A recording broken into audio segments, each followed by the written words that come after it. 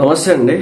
రోజా గారి నోటికి హద్దు పొద్దు ఉండని చెప్పడానికి ఇది ఈ వీడియో నిదర్శనం అనమాట. ఫస్ట్ ఇది వినండి, తర్వాత మనం మాట్లాడుకుందాం. చాలా ఉంది. బస్సుల విషయం తీసుకోండి. తీసుకోండి. ఈరోజు 16 రకాల బస్సులు మన ఆంధ్రప్రదేశ్ లో తిరుగుతున్నాయి.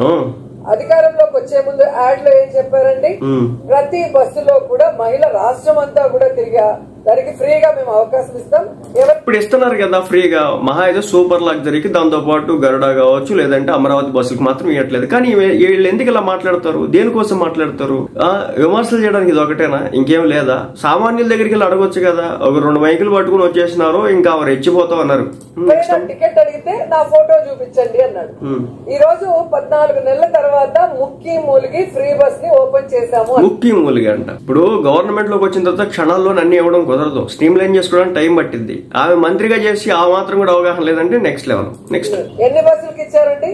కేవలం 5 బస్సులు. 5 బస్సులు అంట. 5 బస్సులతో ఇప్పుడు ఆంధ్ర రాష్ట్రం ప్రజానికం మొత్తం కూడా ఒక చోటు నుంచి ఇంకో చోటుకి వెళ్ళిపోతున్నారు. రోజా గారు చెప్తున్నారు, ఏనండి చాలు. ఇది ఏమంటే చెప్తున్నా కదా, మళ్ళీ వీళ్ళు గెలిచే అవకాశాలు అయితే లేవు. ఇలాంటి భాష ఉపయోగిస్తే గెలిచే అవకాశం.